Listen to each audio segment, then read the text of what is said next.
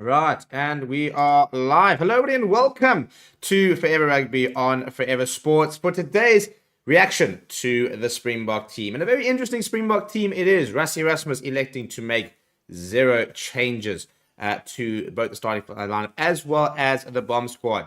If it's not broken, don't fix it, as they say. And that's kind of been the attitude, isn't it, yeah, from Rassie Erasmus. And I'm going to put a poll in the comments saying, what do we think?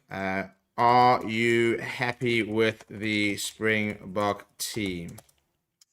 Question mark. Yes or no? Simple yes, no question. It is in the chat over there. Go and vote on that. Let me know what you think, where you stand, for example. And excited for this match. I'm, for example, very, very excited for this weekend. I think we're going to have an absolute stormer of a game. I do expect to see a big response from Ireland, for example. And, it'll be interesting to see how...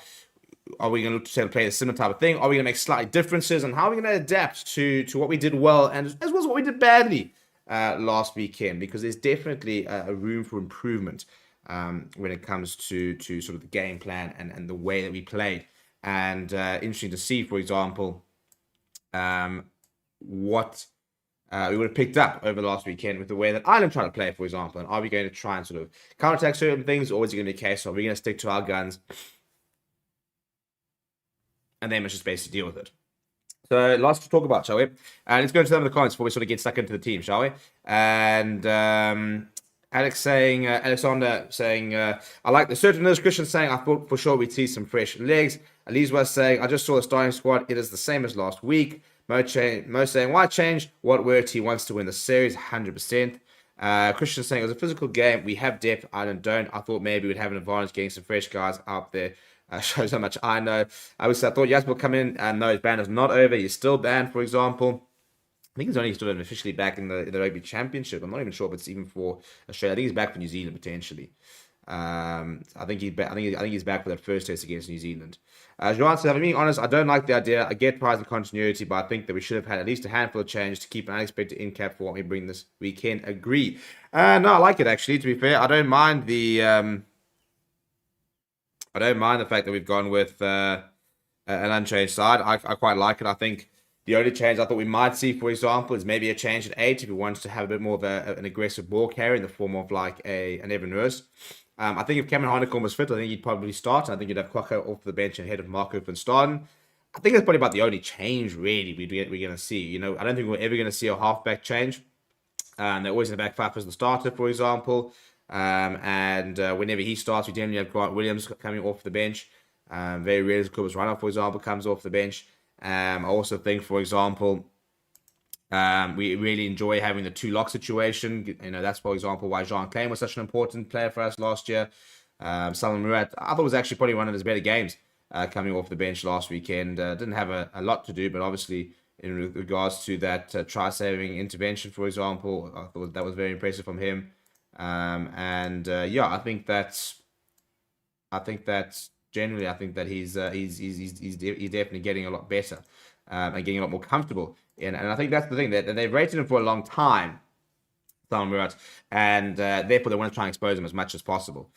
Tom saying, Jasper Ban's still in place. We'll miss the Portugal game and the Aussie tour. Keen observer saying, I think the fact he is trying a new system that is good, he keeps the same team. That's a very important part, I suppose. And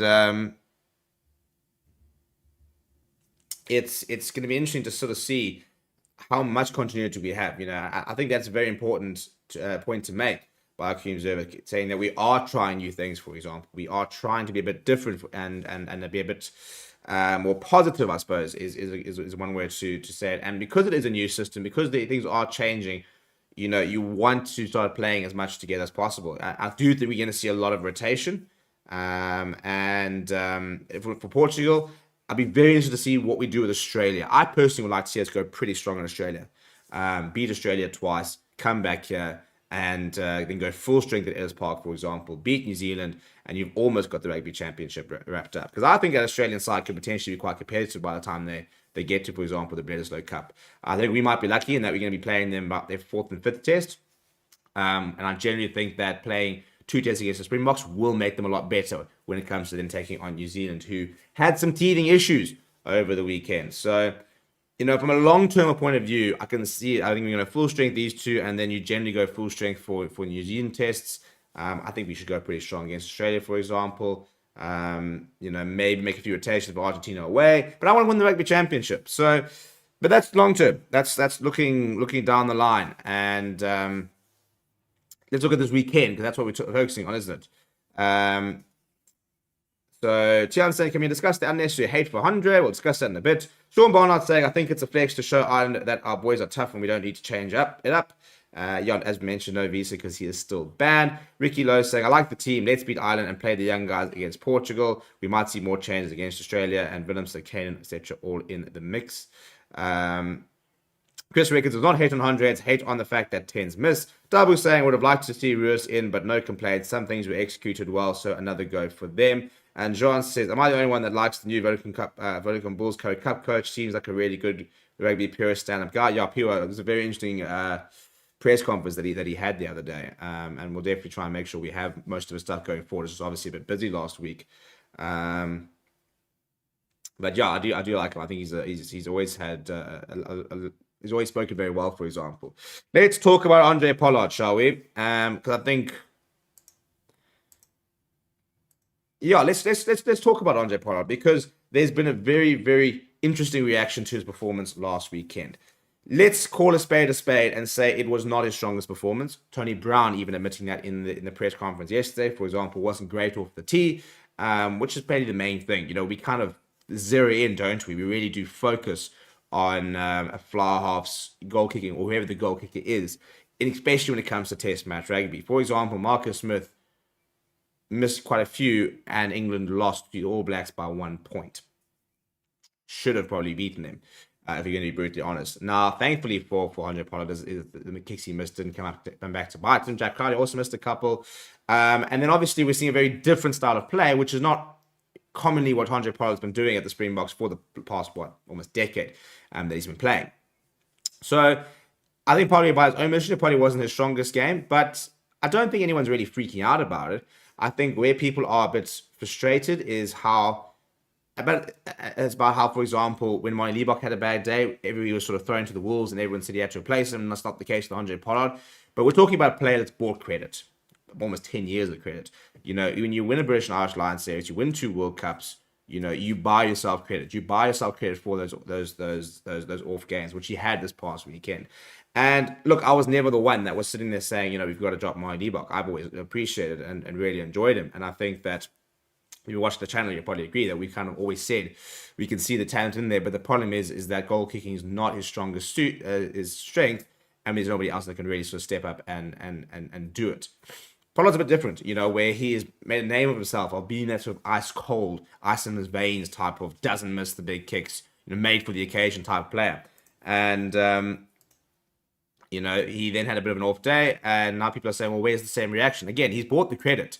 So he's allowed to have that off day, and we're not going to sort of bin him. And we shouldn't bin him. We're talking about a player who's, won 2 World Cups, as mentioned.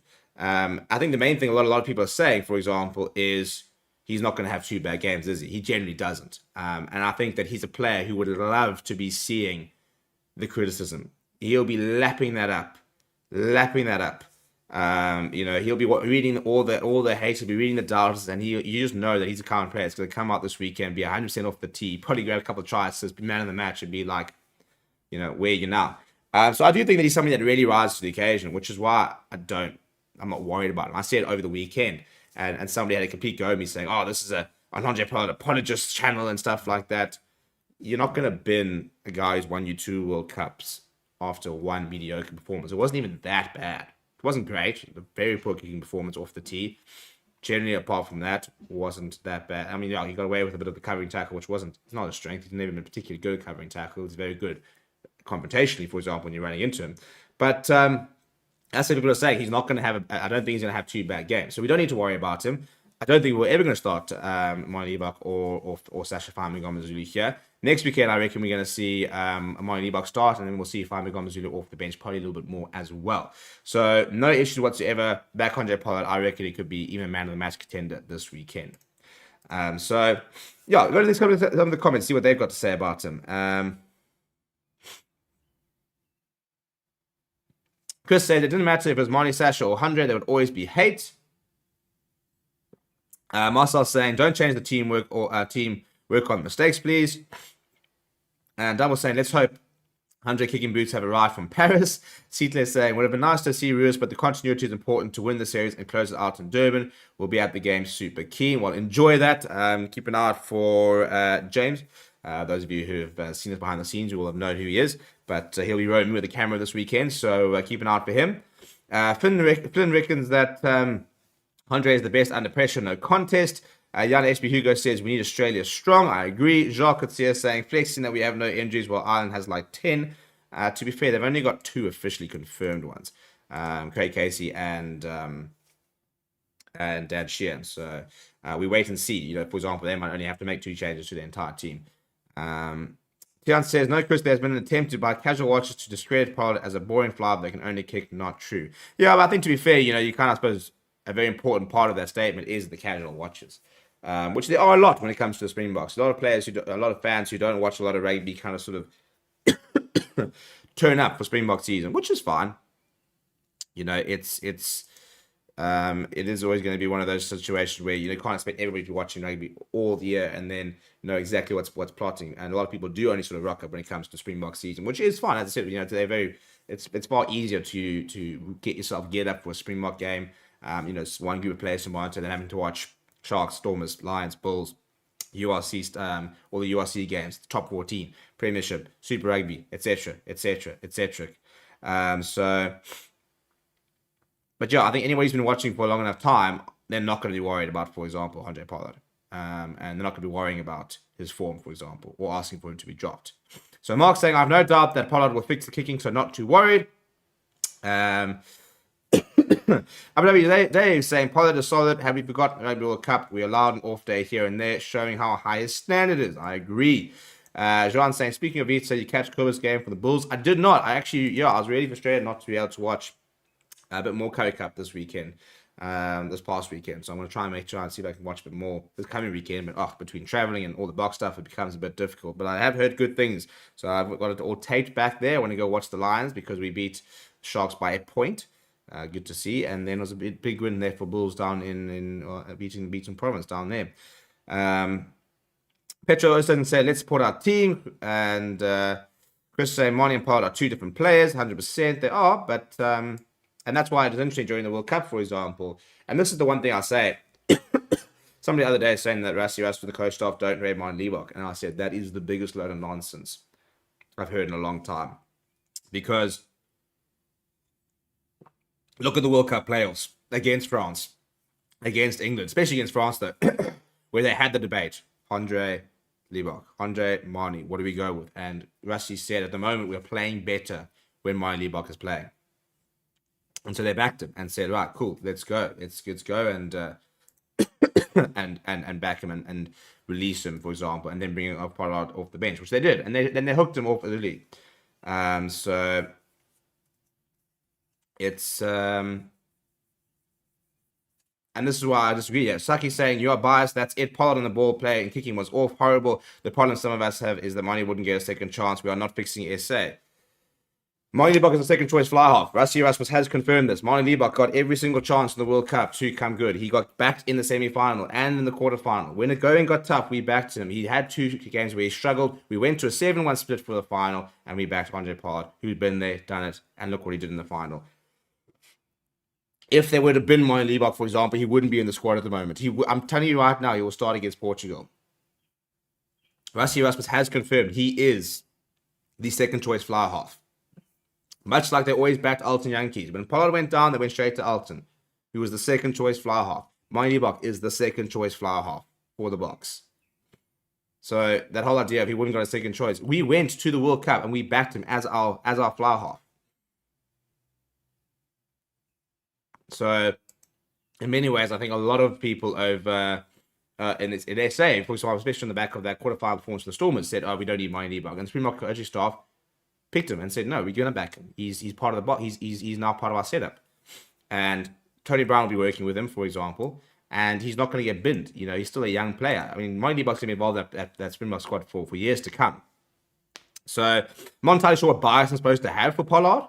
He never played for any of my local teams, for example. Never played for the Lions. So not entirely sure where my bias is supposed to come. That I love Pollard versus Molly Liebach. For years, for example, I would say that there was a time when Pollard wasn't playing particularly well that I would like to see Alton Yankee starting. But by all means, become a little casual viewer, jump on the channel, see me defending one of the best fly halves who ever has statistically the double World Cup winner and a British and Irish Lions winner, and tell me I'm completely biased towards him. I think the proof is in the pudding. I think he's probably got enough to back up what I'm saying. And the chat's agreeing, to be fair. Somebody was saying Sasha Fassi is crazy. That is actually not that crazy, to be honest. Apelele Fassi covers one, maybe two positions. He can play at 15 and maybe on the wing. That's it. Sasha Famagomazulu covers 10, 12, and 15. So because he covers 10, 12, and 15, you then got Grant Williams, who covers 9, 11, 14. So technically, your two players off the bench covers every single position bar outside center, which Damon Delany can shift to if he needs to. So you've got two options for every single position on that field. You've got two options in scrum half and Grant Williams and Faf de Klerk. You've got two options in fly half and Andre Pollard and Fami Gomazulu. You've got three options at 11 between Ches and Colby, Curtly Orenser, and Grant Williams. You've got three options really in 12 between Andre Pollard, Damon Delany, and Fami Gomazulu. You've got two options at 13, Damon Delany and Jesse Creel. You've got three options at 14 in Curtly Orenser. Well, I suppose you can even Grant Williams plays on the left wing as well, on the right wing rather. You've got Curtly Orenser, Ches and Colby, Grant Williams can play there, Jesse Creel can play there, as well as Billy LaRue can play there. So you've actually got five options.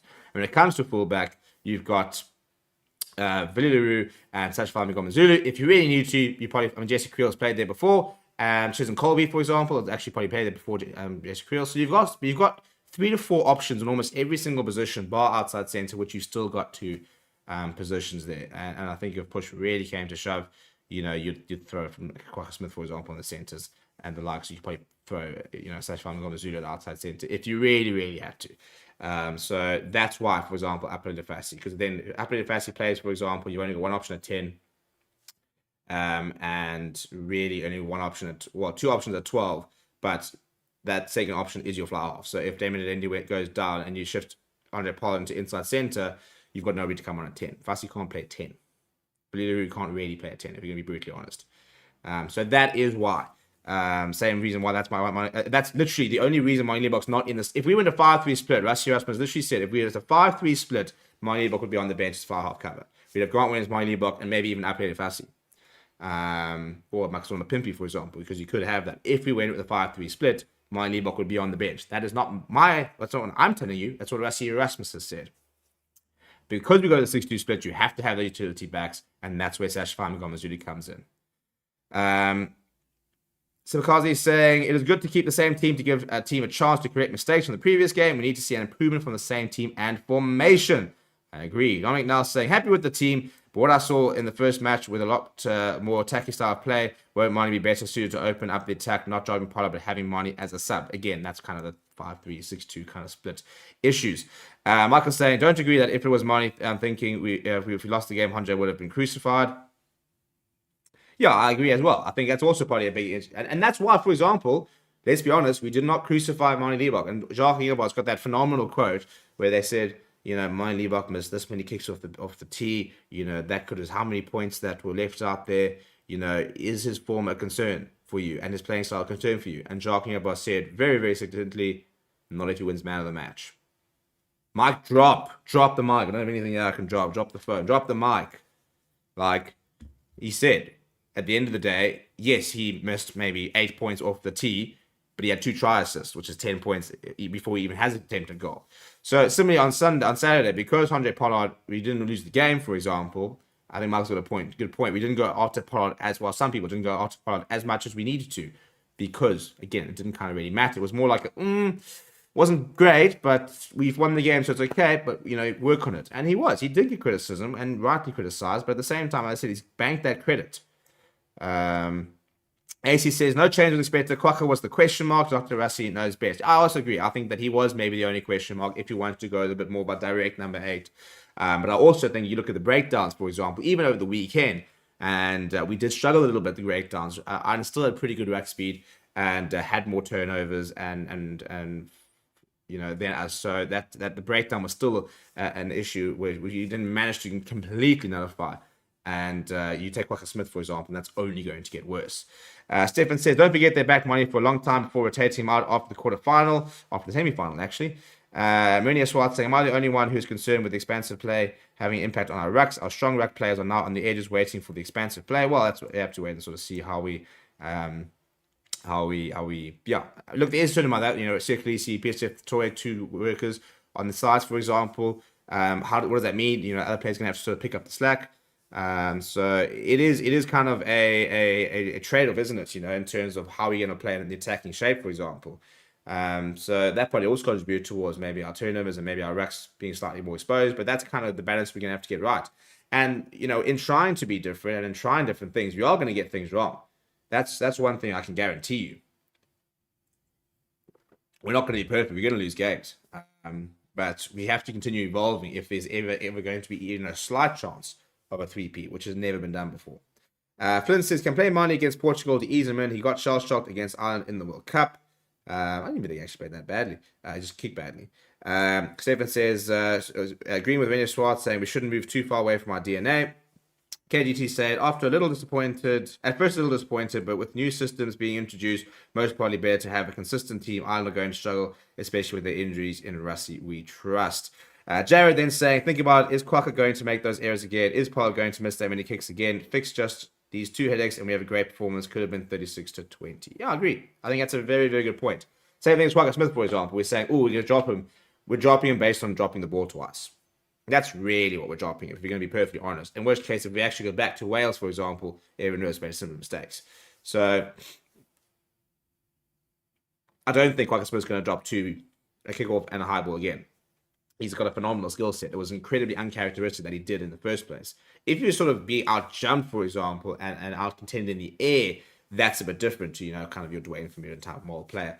But we don't have a Dwayne. Cameron Harnecombe is the closest thing we've got to a Dwayne Vermeulen replacement. Jasper Wiese, very confrontational, much better ball carrier, not nearly the same breakdown work that Quacker Smith has, who's not, who's not maybe got as much power in the running as Evan Roos has, who's, not maybe as around the park and good on defense as Pepsi Buthelezi is. So we don't have a Dwayne Vermeulen replacement. We've got players who can do similar parts of that. We don't have. Dwayne Vermeulen was a phenomenon. He was good over the ball, great at the breakdown, physical in the defense, very good with defensive awareness, very solid under the high ball, as well as very good in carrying. So he ticked every single possible box you could ever want out of a loose forward. He was almost like the perfect number 8. There are very few players like that. Talapa Falatau, for example, is one. Artie Severe is one. And I think that there's a reason that those are just 3 players that come to mind, for example, in the last couple of years that I can think of. It just when you look at it and you go, everything you want out of a number 8, they've got it. Kalen Doris is close to it. Probably not as physical. In that he's a bit smaller, but not to say he's not physical, but not quite the same sort of physical presence. But that's he carries all day and gets over the advantage line very well as well. But so we've got to sort of there's going to be a compromise at the end of the day. We've lost Dwayne Vermeulen. Now we need to find out how do we replace him and what are we replacing? What is it that we are replacing as well? We're not just replacing him. What are we replacing in terms of what he brings to the game? So when you drop a Cheslin Colby, you're replacing somebody. You're losing somebody with that kind of work rate.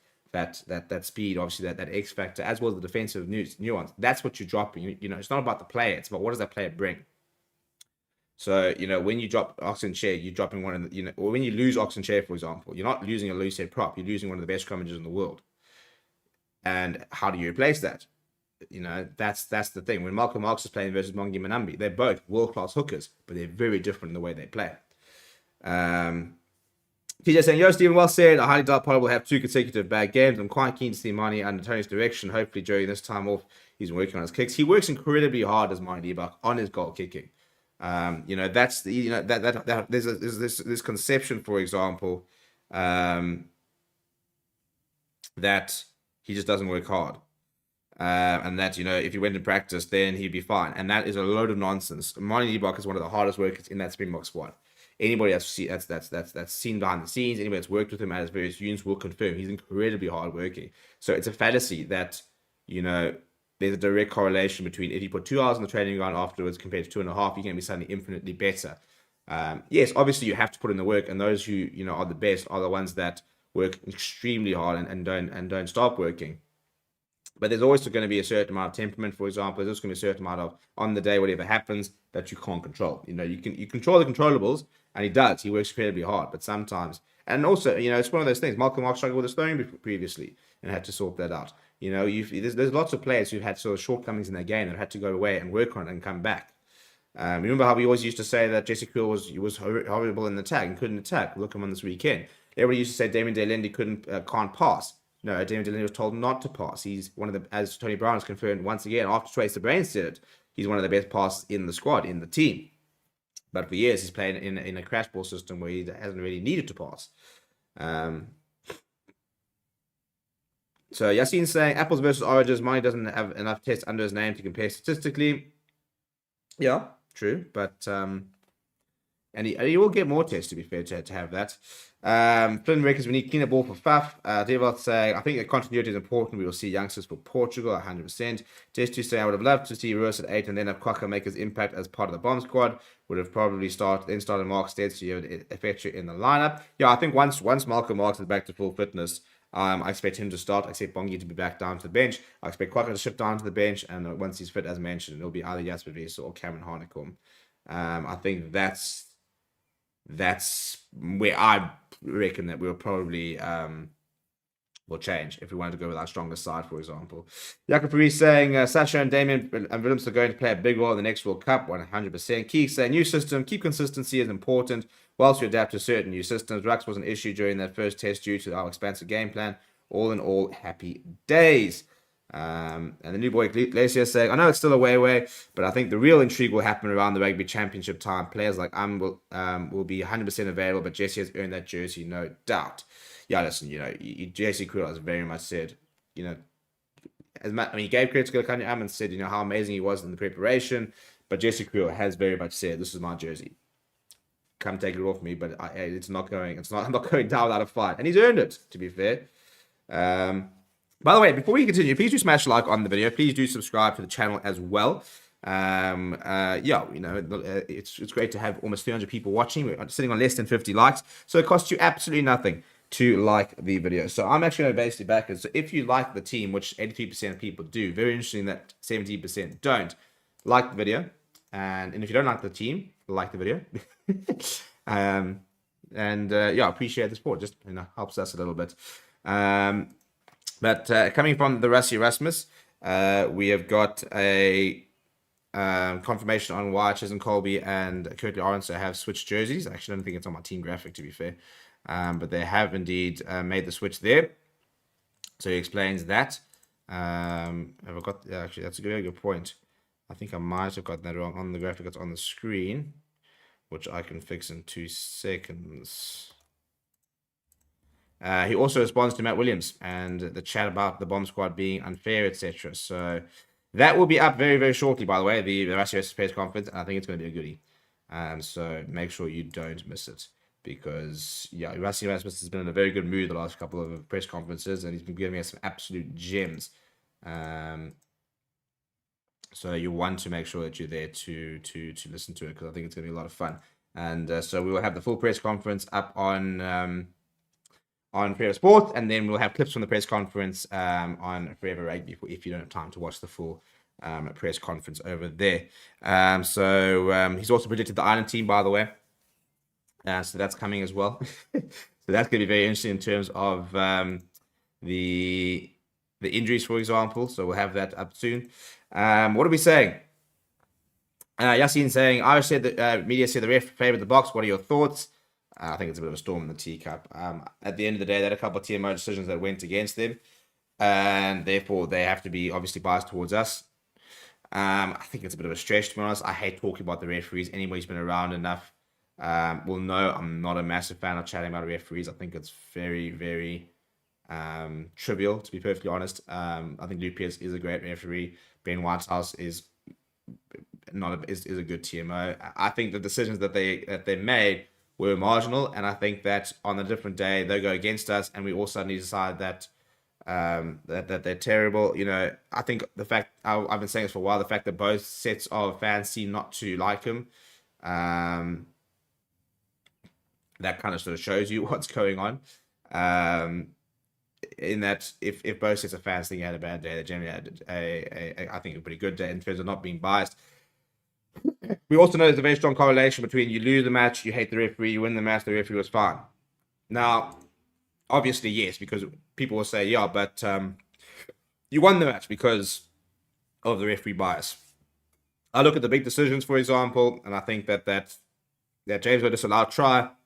There's so many things there that you can sort of dissect. People talking about the potential neck roll, other people talking about was he in from the side. Obviously, then there's the boot, then there was offside before then, stuff like that. So there's so many different things to sort of talk about.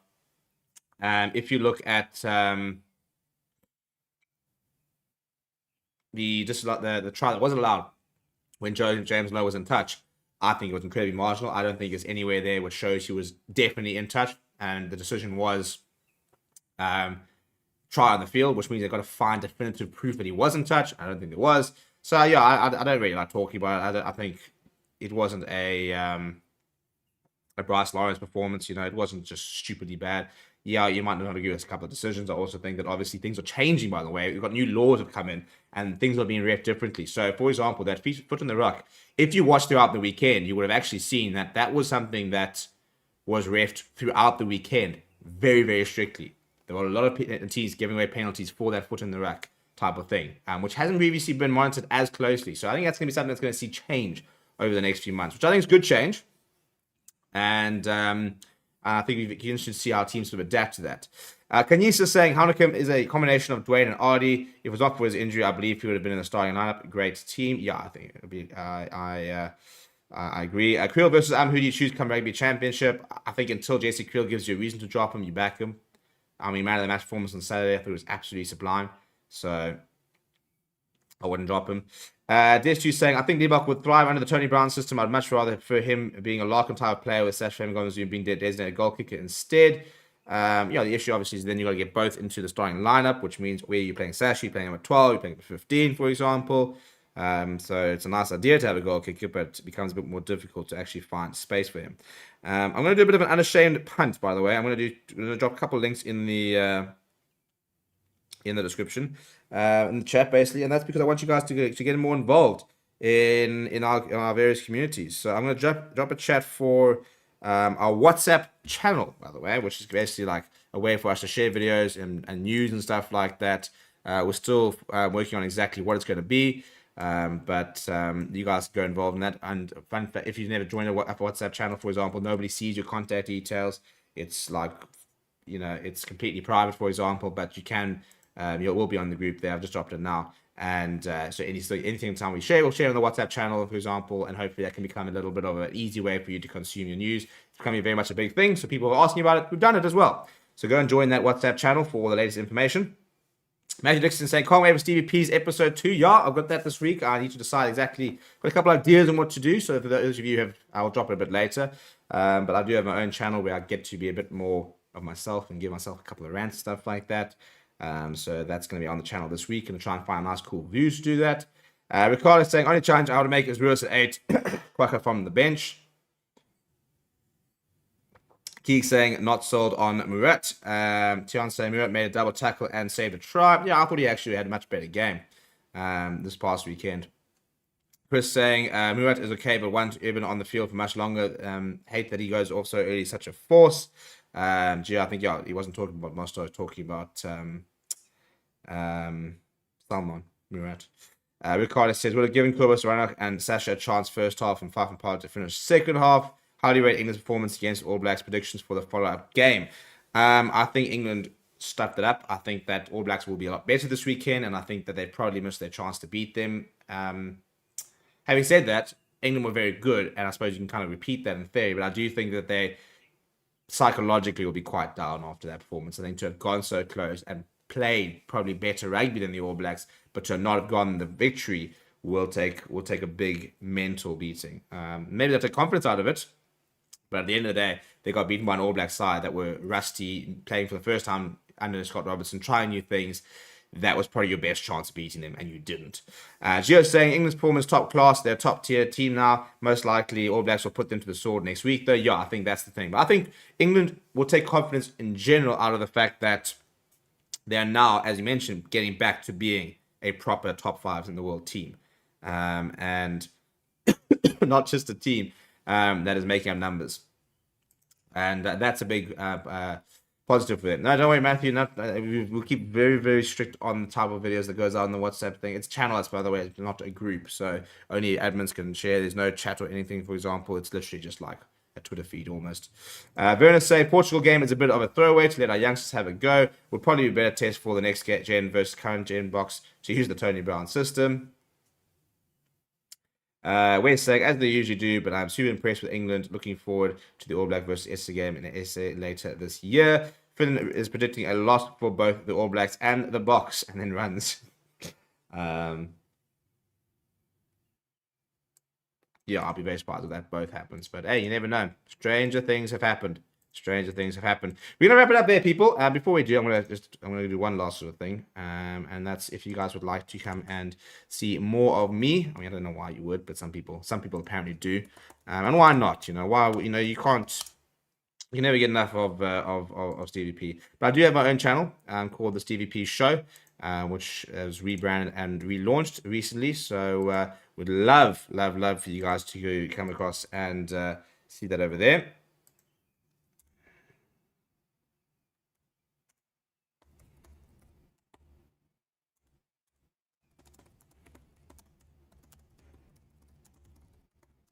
I did a video there which got a couple people upset, but I basically said that Rassie Erasmus needs to still prove something.